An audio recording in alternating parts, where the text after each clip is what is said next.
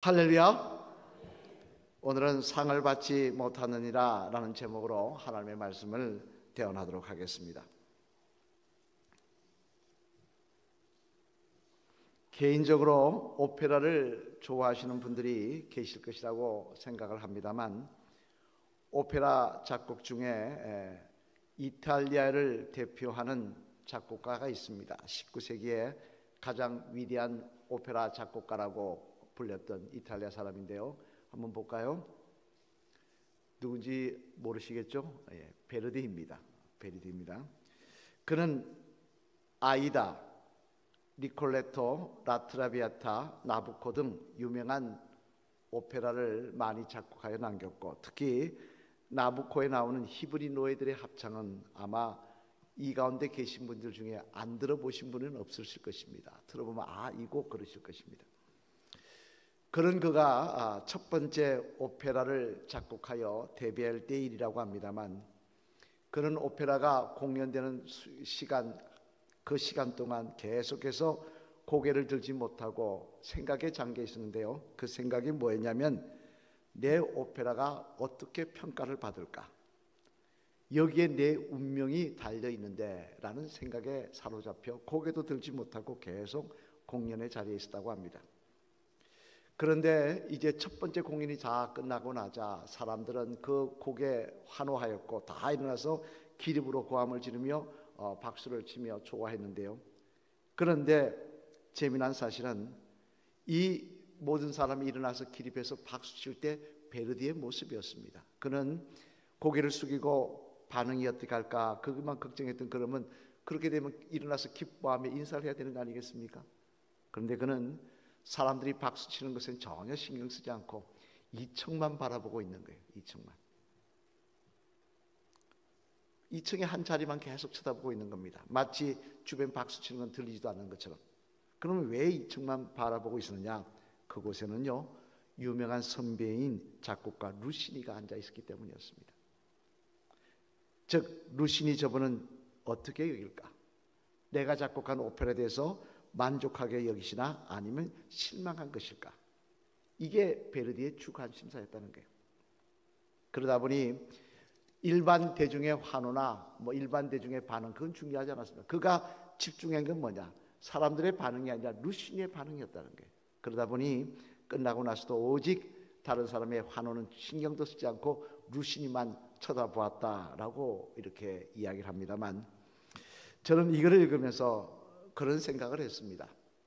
베르디에게는 아무리 많은 사람들에게 칭찬을 받고 인정을 받는 것이 루시니의 칭찬하고는 비교할 수 없었던 것처럼, 우리들에게도 아무리 많은 사람들에게 칭찬을 받고 인정을 받아도 하나님 앞에 칭찬받는 것과 비교할 수 없지 않겠는가?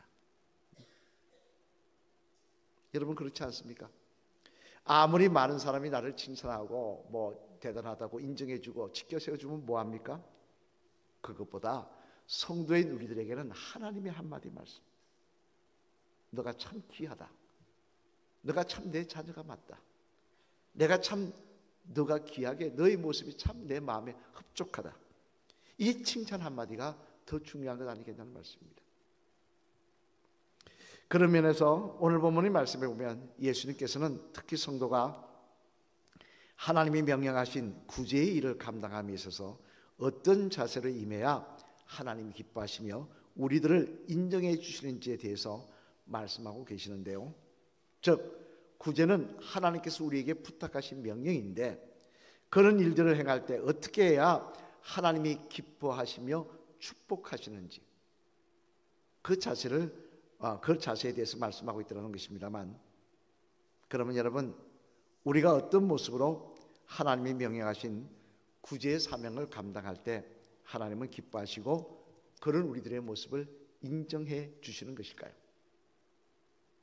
바라기로는 이 말씀을 통해 저와 여러분 모두 우리가 구제의 일을 행할 때 그 일이 사람에게 칭찬받는 일이 아니라 하나님께서 인정하시며 축복하시며 격려하시는 귀한 자리를 만들어 가시는 복된 주의 성도들 다 되시기를 주님의 이름으로 간절히 축원을 드립니다. 그러면 우리가 어떤 모습으로 하나님이 명령하신 구제의 사명을 수행할 때 하나님이 기뻐하시고 그런 모습들을 인정하시는 것일까? 그 내용을 오늘 본문 말씀을 중심으로 살펴보면요, 먼저 첫째로 우리 앞을 보시며 한번 같이 읽어보시겠습니다. 시작. 구제의 동기가 사람에게가 아닌 하나님께 영광 돌리는 일이 있어야 기뻐하시며 인정하신다는 것입니다. 뭐라고요? 구제의 동기가 어디에 있어야 된다고요? 하나님께 영광 돌리는 일이 있어야 된다는 것입니다. 오늘 보면 1절 말씀을 우리 앞을 보시며 한번 같이 읽어보시겠습니다. 시작. 사람에게 보이려고 그들 앞에서 너희 의를 행하지 않도록 주의하라. 그리하지 않으면 하늘에 계신 너희 아버지께 상을 받지 못하느니라. 아멘. 무슨 말씀입니까? 이는 우리들이 구제할 때 사람에게 보이려고 한다면, 다시 말해 사람들에게 칭찬받기 위해서 그 일을 한다면 이는 하나님과는 상관없는 일이라는 거예요. 하나님 앞에 칭찬도 받을 수 없다는 것입니다만, 하지만 여러분, 우리들이 구제할 때 바꿔 생각해 보면 다른 사람들에게 칭찬을 받는다면 더 열심히 되지 않을까요? 여러분 어떻게 생각하십니까? 다른 사람들에게 칭찬을 받으면 더 열심히 되지 않을까요? 그 책 제목 중에 있죠. 칭찬은 뭐도 춤추게 한다고요? 고래도 춤추게 한다. 고래도 춤추게 하는데, 예? 칭찬을 해주면 당신 구제하는 걸 귀하다 하면 100만 원 구제할 거 500만 원 하지 않겠냐는 말씀입니다. 맞는 일인가 아닙니까? 맞죠? 그죠? 남이 당신 참 훌륭하다, 귀한 일 하시네, 장로님 귀한 일 하시네, 권사님 귀한 일 하시네 하면 100만 원 하려고 하다가 다시 욕구는 500만 원 내놓지 않겠냐는 거예요. 그런데 주님은 오늘 본문에서 그래서는 안 된다는 것입니다. 다른 사람의 칭찬을 기대하고 그거 듣기 원해서 하면 안 된다는 거예요. 그 이유가 무엇입니까? 그것은 바로 그렇게 하다 보면 처음에는 하나님의 영광일지 모르나 시간이 지날수록 점점 나에게 영광이 되기 때문에 그렇습니다. 다시 말해 처음에는 안 그럴지 모르나 시간이 지날수록 자신이 칭찬받는 것이 좋고 자신이 높아지는 것을 좋아하게 되다가 결국 외식하는 자가 되고 결국 교만한 자가 되어 하나님 앞에 버림받는 신세가 되기 때문에 그렇다는 것입니다. 이는 당장 사무엘상 9장에 나오는 사울왕을 봐도 알 수 있는데요, 여러분, 우리는 흔히 사울왕 하면 좋지 못한 사람, 아주 문제가 있는 사람이라고 생각을 합니다만, 그러나 사울왕은 처음부터 그런 사람은 아니었습니다. 만약에 그런 사람이었으면 하나님께서 그에게 기름 부어서 왕으로 세우셨을까요? 사무엘상 9장 21절 말씀해 보면요, 사울이 사무엘 선지자를 만나서 자신에 대해 말한 내용의 말씀이 기록됩니다. 한번 볼까요? 그가 처음에는 어떤 마음이었는지 한번 같이 읽어보시겠습니다. 시작. 사울이 대답하여 이르되 나는 이스라엘 지파의 가장 작은 지파 베냐민 사람이 아니니까 또 나의 가족은 베냐민 지파 모든 가족 중에 가장 미약하지 아니하니까 당신이 어찌하여 내게 이같이 말씀하시니까 하니. 아멘. 자, 지금 뭐라고 이야기하고 있습니까? 사울은 자신에 대해서 이야기합니다. 나는 지극히 미약한 자라는 거예요. 자신의 집안도 지극히 미약한 집안이라는 거예요. 따라서 나는 사무엘 선지자 같은 분하고 만날 자격이 없는 사람이라는 거예요. 그런데 사무엘 사사께서 어떻게 나 같은 사람을 만나주십니까? 라고 이야기를 하고 있는 겁니다. 그러면 정말 사울의 집안은 형편없었을까요? 아닙니다. 사울의 집안은 베냐민 지파 중에서도 괜찮은 가문의 집이었습니다. 그 아버지를 이야기하면 베냐민 지파 중에서도 알아주는 집안이었다는 거예요. 그리고 사울도 다른 사람보다 머리가 하나 될 정도로 키도 크고 인물도 좋은 사람이었다는 거예요. 그런데도 사울은 자신을 그렇게 생각했다는 겁니다. 지극히 겸손한 사람이었다는 거예요. 하지만 그런 그가 왕이 된 후에 어떻게 됩니까? 점점 사람들의 칭찬과 사람들의 말에 귀를 기울이기 시작합니다. 사람들이 자기에게 뭐라고 하느냐, 사람들이 자기에게 뭐라고 하느냐, 그게 귀 기울이기 시작합니다. 그러다가 어떻게 됩니까? 시간이 지날수록 자기 영광을 높이며 자기 위에 탑을 쌓고 다른 사람들에게 자기가 높임 받는 걸 원하다가 결국 하나님 앞에 버림을 받아 비참한 죽임을 당하는 신세가 되더라는 것입니다. 이는 또한 남유다의 왕이었던 히스기야도 마찬가지입니다. 여러분, 히스기야 하면 우리는 어떻게 생각합니까? 하나님의 은혜를 받은 사람, 생명을 15년 연장받은 사람, 정말 믿음의 선왕, 그렇게 이야기하지 않습니까?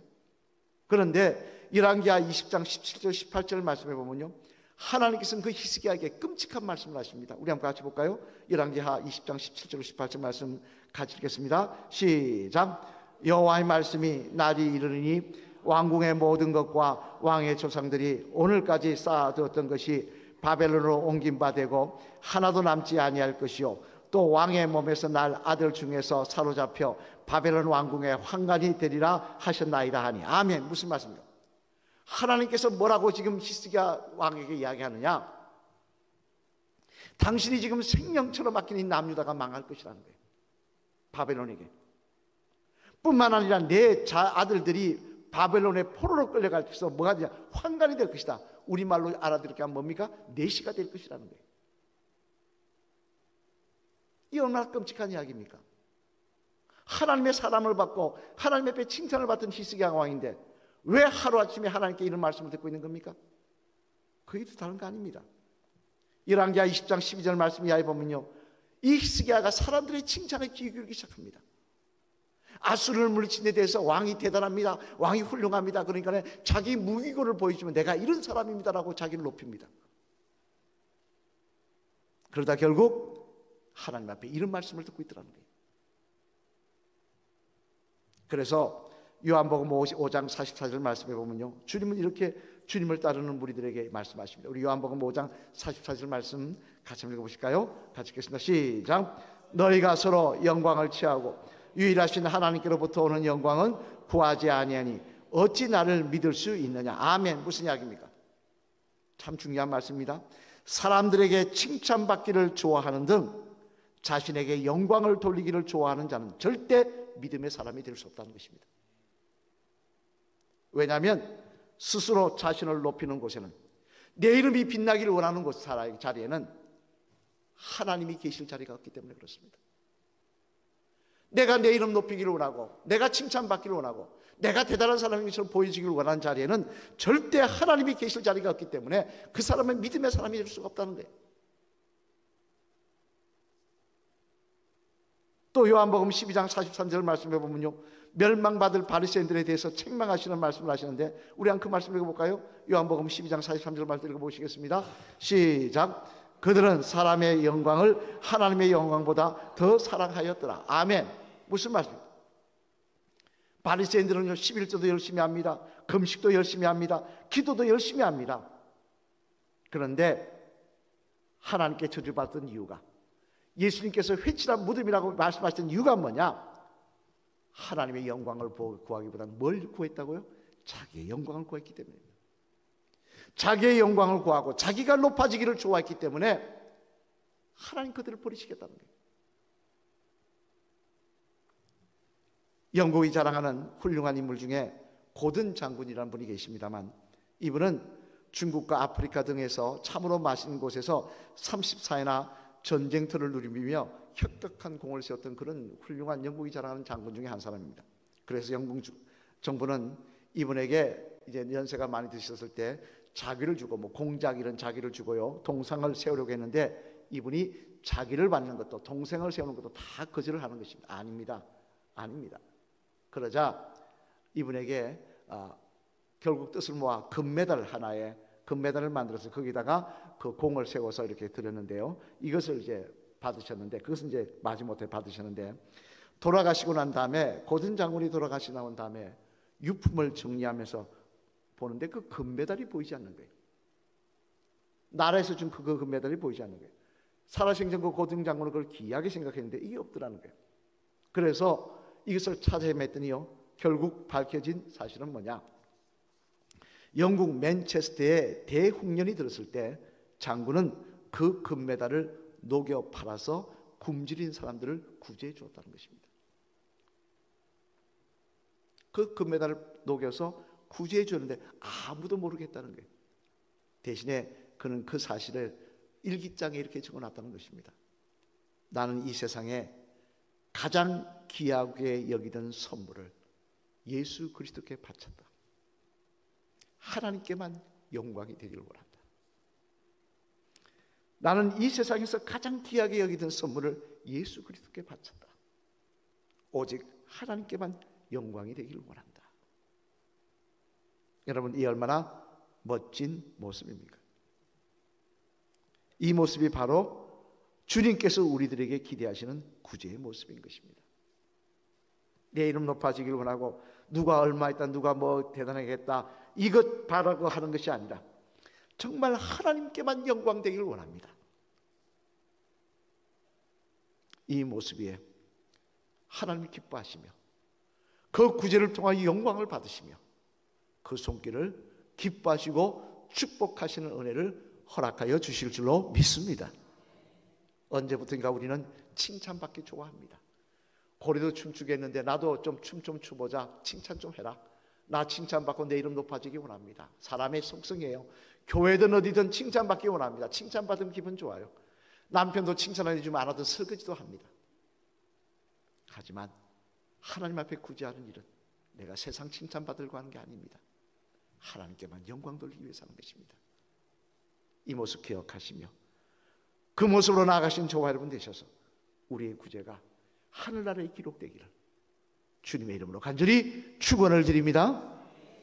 두 번째로 또 하나, 오늘 본문에서 구제하는 일에 대해서 어떻게 하나님의 상급을 받으시느냐 같이 보시겠습니다. 시작. 구제하는 일에 대해 상급을 기대하지 않는 모습이 있어야 기뻐하시며 인정하신다는 것입니다. 두 번째는 뭐랍니까? 구제하는 일에 상급을 기대하지 않는 모습이 있어야 된다는 거예요. 이윤배반적이지만 상급을 기대하지 않는 모습이 있어야 된다는 거예요. 우리 오늘 보면 4절 말씀 앞을 보시면 같이 읽어보시겠습니다. 시작. 내 구제함을 은밀하게 하라. 은밀한 중에 보시는 너희 아버지께서 갚으시리라. 아멘. 무슨 말씀이에요? 구제할 때 은밀하게 하면, 남들이 모르게 하면 하나님께서 보시고 갚으시겠다라는 말씀입니다만, 하지만 이 말씀 가운데 주목해 볼 사실은요, 은밀하게 한다는 것은 아무도 보지 말고 오직 하나님만 보시고 꼭 상을 주세요 라는 의미가 아니라는 것입니다. 이 말씀은 하나님만 보시고 꼭 상을 주세요, 갚아주세요, 그 말씀이 아니라는 것입니다. 이 말씀은 무슨 말씀이냐? 오른손이 하는 일을 왼손이 모르게 하라. 즉, 내 식물을 물에 던져라. 물에 던지면 어떻게 됩니까? 흘러가 버리죠. 기대하지 말라는 거예요. 아무것도 모르고 자신조차 잊어버리고 그 일 자체에 대해서 공로로 여기지 말라는 말씀인 것입니다. 그런 모습으로 구제하라는 거예요. 그럼 왜입니까? 왜 우리가 아무도 모르게 남들이 안 하는 선행을 한 것을 하나님께 기억하시라고 말씀드리면 안 되는 것입니까? 하나님 이거 갚아주세요. 하나님 이렇게 했습니다. 하나님 아시죠? 갚아주셔야 됩니다 라고 말하면 안 되는 겁니까? 그것은 바로 우리는 무익한 종이기 때문에 그렇습니다. 누가복음 17장 말씀해 보면요, 주님은 우리들에게 이렇게 말씀합니다. 우리 누가복음 17장 7절로 10절 말씀 앞을 보시며 한번 같이 읽어보시겠습니다. 시작. 너희 중에 누구에게 밭을 갈거나 양을 치거나 하는 종이 있어 와 앉아서 먹으라 말할 자가 있느냐? 도리어 그들은 띠를 띠고 내가 먹고 마시는 동안에 수종 들고 너는 그 후에 먹고 마시라 하지 않겠느냐? 명한 대로 하였겠다고 종에게 감사하겠느냐? 이와 같이 너희도 명령받은 것을 다 행한 후에 이러기를 우리는 무익한 종이라 우리가 하여야 할 일을 한 것뿐이라 할지니라. 아멘. 무슨 말씀입니까? 주님 우리에게 중요한 교훈을 주십니다. 이게 무슨 말이에요? 우리는 감히 하나님 앞에서 우리의 공로를 자랑하고 그 대가를 바랄 만한 그런 존재가 아니라는 것입니다. 아니, 우리가 지은 죄악으로 말미암아 지옥불에 떨어져서 영원히 타 죽어야 될 우리들이 하나님의 십자가 은혜로 구원을 받아 이 자리에 앉아서 영원한 축복을 꿈꾸게 되었는데, 그런 놀라운 은혜를 받은 우리가 이렇게 했으니 이런 상을 주시고 저렇게 했으니 저런 상을 달라고 어떻게 말을 할 수가 있겠습니까? 염치가 없는 거죠. 만약 우리가 그렇게 한다면 물에 빠져 죽을 사람 살려놓았더니 보따리 내놓으라는 거하고 똑같지 않겠습니까? 제가 자주 말씀드리는 그 박용규 목사님, 천국과 지옥의 간증가 있던 그 박용규 목사 아시죠? 이분의 간증 아마 여러분 기억하실 겁니다. 제가 다시 한번 말씀드릴게요. 본인이 천국을 이 내사 상태로 내경색이 나서 내사 상태로 한 달을 계실 때 천국을 보이셨는데 갔더니 자신의 집이라고 간 곳을 천국에 갔더니 죽다가 중단된 3층의 조그마한 옥탑방이더라는 거예요. 그래서 너무나 자기 집이 초라해서 실망했다는 것입니다. 벽에 가봤더니 상장 2개가 딱 달려있는데 그 상장이 뭐니까 보니까 하나는 18세 때 고아원에서 성탄절을 지키려고 교회를 가다가 추위에 떨고 있던 거지 할아버지에게 구호품으로 받았던 그 잠바 벗어준 것이 상장 하나고요. 2번째 상장 한 거는 헌금할 돈 받아가다가 다 식은 붕어빵 2개 사서 헌금반을 나눠가지고 반은 내고 반은 붕어빵 2개 사서 먹으려고 했는데 거지 할아버지가 보고 불쌍해서 그 붕어빵 2개 드린 것, 자신은 지금 기억하지도 못하는 그 일이 그 상장에 적혀있더라고요.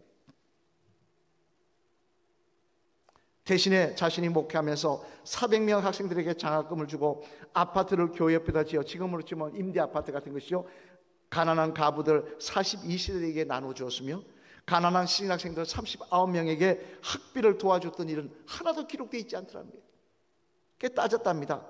왜 내가 이런 일을 했는데 왜 그런 데에 대한 상장은 없습니까? 그랬더니 천사가 뭐라고 대답하느냐, 너는 땅에서 이미 그것들에 대한 상을 다 받지 않았느냐, 상장으로, 감사로, 칭찬으로 상을 다 받지 않았느냐, 또 그런 일들은 그런 칭찬을 기대하고 행하지 않았느냐, 그런 것에 대한 상은 없느니라라고 이야기하더라는 겁니다. 칭찬을 기대하고 상급을 기대하고 행한 일에 대한 상급은 없더라는 것입니다. 따라서 여러분, 우리가 하나님 앞에 믿음의 삶을 살면서요, 구제하는 삶을 살면서 그래야 하는 식으로 하나님 이렇게 했으니 이렇게 갚아주셔야 됩니다, 이렇게 했으니 하나님 이렇게 상 주셔야 됩니다, 그렇게 기대하며 구제하는 것이 아닌 것입니다.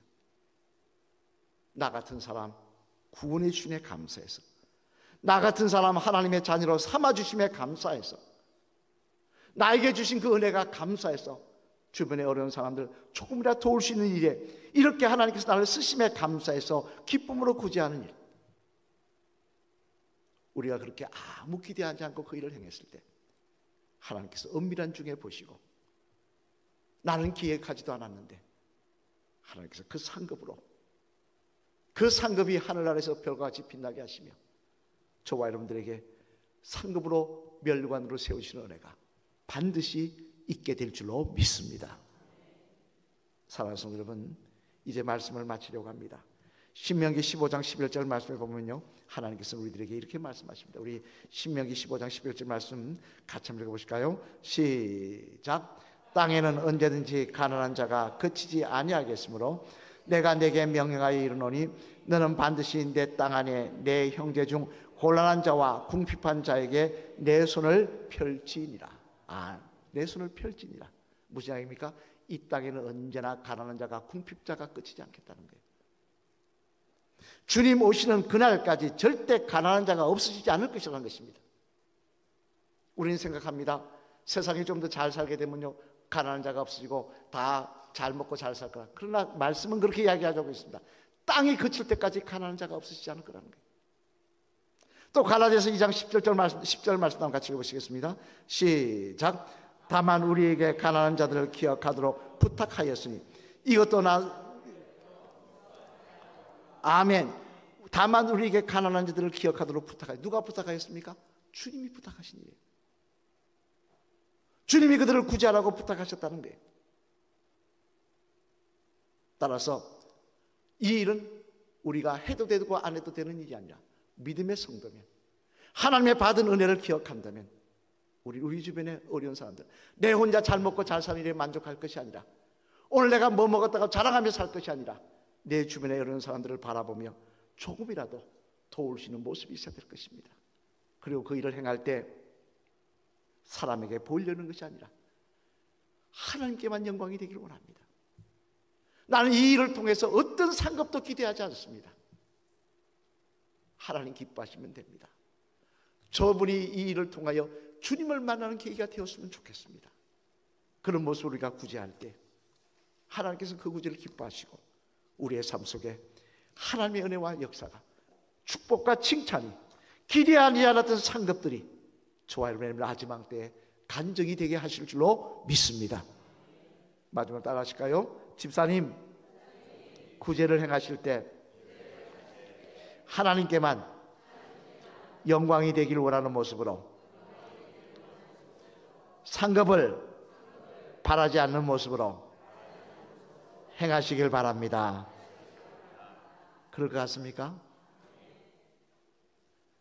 아멘 하셨습니다. 따라하겠습니다. 그리할 때 하나님께서는 집사님을 기대하지 않았던 상으로 축복하실 줄 믿습니다.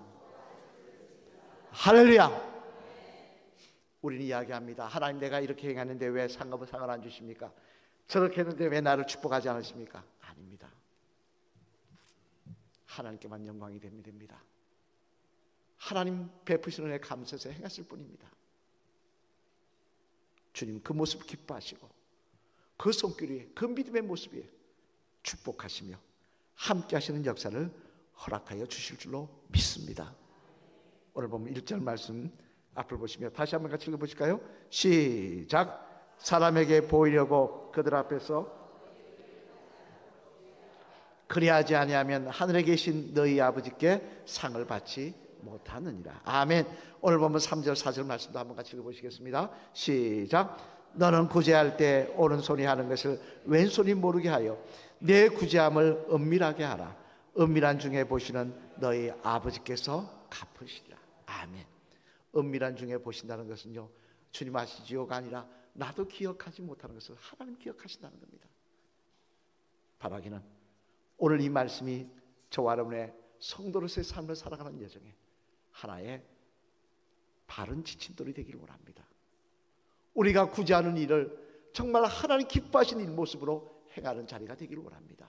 그래야 하나님 앞에 갔을 때 칭찬과 상급이 많은, 정말 하나님 기뻐하시는 모습으로 신앙생활 하시는 복된 주의 성도들 되시기를 주님의 이름으로 간절히 축원을 드립니다.